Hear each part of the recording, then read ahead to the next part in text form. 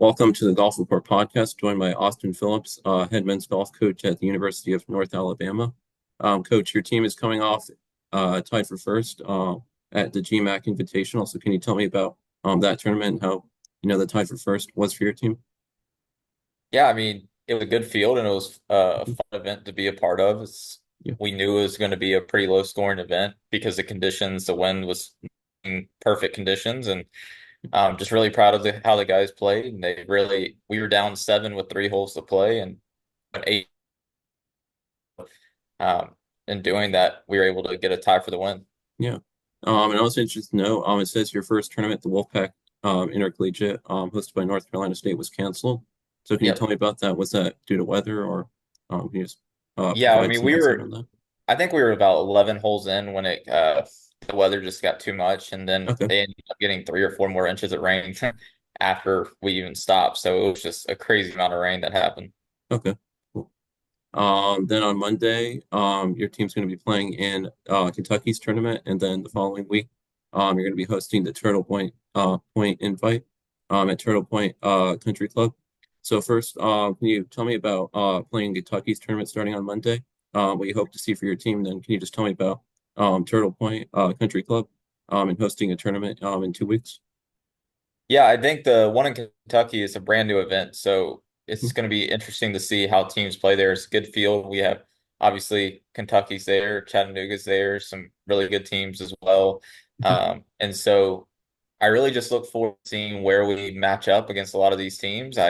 It's going to be a tougher golf course. They're playing it longer and they're playing as a par 71, so the score is going to be a little higher. But honestly, I'm excited to see what the guys can do, and they're working really hard, and so we're excited for it. Yeah. And I believe last year your team won the Turtle Point your Mhm. home tournament last season by 2 strokes over the eventual national champions Auburn. So, what was it like for your team to win, your home tournament last season, especially by 2 strokes over the eventual national champions Auburn? Yeah, I mean, it was over their B team, but it still Okay, had two guys who played on their national championship team and started on it. So it really okay, brought a lot of confidence for individual guys. I mean, Auburn's such a good team. They're obviously one of the best teams in the country. And for us to be able to compete and see guys at that level and see where we can be, and we're not that far away. And it gave a lot of confidence. The guys played good. I mean, we ended up shooting 20 under on that course, and um, just really, it really helped the future because we were very young last year. It's still a lot of the same guys back this year. So just keep building confidence and just letting. mhm. Then your team's going to be playing at two professional courses. I see this year, PGA National, at the end of October to end your fall season, and then you also play at Silverado, in Napa, California, in March, in your spring season. So, just two things. What will it be like for your team, to play in, two professional courses, on the PGA Tour, and then, after this victory, what do you hope to see for your team, after picking up a victory, in your last tournament? I think I just want to continue seeing growth with this team, seeing what they can do and where they can be, and really just trusting the process. We're trying to do all the little things right and not really worried about the results. I mean, this team has the ability to be a regional team, possibly even make an NCAA championship, but we got to do all the small things right now, especially since the regular season, uh, not in a major conference where we're getting to a lot of big events that we have to be really good in the event that we play. I mean, the course schedule we play this year is very good. We're playing some really good courses. I mean, PGA National obviously is a fun finish, the Bear Trap, and you've seen some historical shots. Rory's on 18. You've seen people hitting the water on whatever the par three is, 16 or 17 there. Yeah. And it's really exciting. We got to play Silverado last year, and that was just such a good condition. It's a fun golf course. It's the tightest golf course we've ever seen. And it was a lot of fun because we got to play with BYU and we played with Michigan State and Sam Houston State. So we played with some really good teams. And uh, it was fun watching the tournament a couple weeks ago, knowing that I've seen and coached on that course and the guys have played it. Um, and just that's what we're can do with our schedule, just get into better tournaments and get into better courses. Yeah, it's great. So something I noticed doing research on you, you started golf at a late age compared to most. You started at age 16. So can you tell me about starting golf at age 16? and you attended East Carolina University. So can you tell me just about attending East Carolina?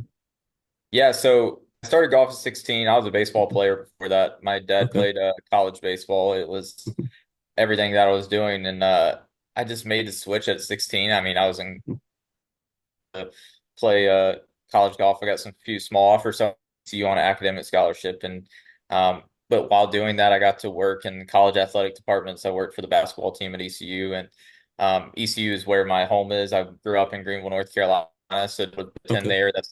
That's the school that I grew up cheering for, going to all the games, and so it was nice to I'm an alum of that school now. But allowed me to still play golf on the side. I played still a lot of golf during that time, and really just continue growing the love of the game. Mhm. Yeah, and then after attending East Carolina, you worked for the Carolinas PGA Section, and you also worked Yes. for the Golf Coaches Association of America. So can you tell me about these two positions and what you learned and what you did for these in these two positions? Yeah, I knew. So I went when I was in grad school at Ohio. That's when I kind of like got into coaching, and I realized that's what I wanted to do. And so I wanted to stay in golf. And then COVID happened in Mhm. 2020, and it really, I had no clue what I was going to do. The Golf Coaches Association gave me a job of Okay. working tournaments and working the fall series that they had that year. I got to meet some coaches. I got Mike Small at Illinois. I got to meet um, just a variety of coaches that time and Mhm. learn from people. PGA tournament stuff and learning how tournaments are run. Um, I was a I had to be a rules official and take the rules official test, which has helped many times as a coach. Yeah. I set up golf courses for Monday qualifiers for the PGA Tour and Ferry Tour, and like I helped run state opens with our like main guys, and so it was nice seeing how tournaments were run, and you can take that knowledge into what I'm doing now. Mhm. Now you're a college coach. You've coached at Cameron University and Ohio University. Mhm. So what drew you to become a college coach, after your positions, with Carolina's PGA Section and Golf Coaches Association of America? What drew you to become a college coach? And, just tell me about your coaching experience at Ohio and Cameron University. So at Ohio mid-year, I ran current coach of James Madison University, Carter Chev. He Mhm. needed help. They had no second assistant, and I said, you know what, I'll be a volunteer assistant. There's At that point, I was not thinking I'm going to be a golf coach at all. Um, and I just fell in love with it and what I wanted to do. Mhm. It was one Yeah, of those so things I enjoyed. mhm. I've always been competitive. I've always been, but I also like working outside, and it was just a perfect position for me. And really, Ohio, like in the MAC, I mean, that was her page at Kent State last year, and we got to see teams or like they were a top team in the country at the time. They're really good, and it was just awesome to see how things were run. And so um, Cameron job that was kind of wild because I was 25 at the time, and we were a little D2 school in Oklahoma, and really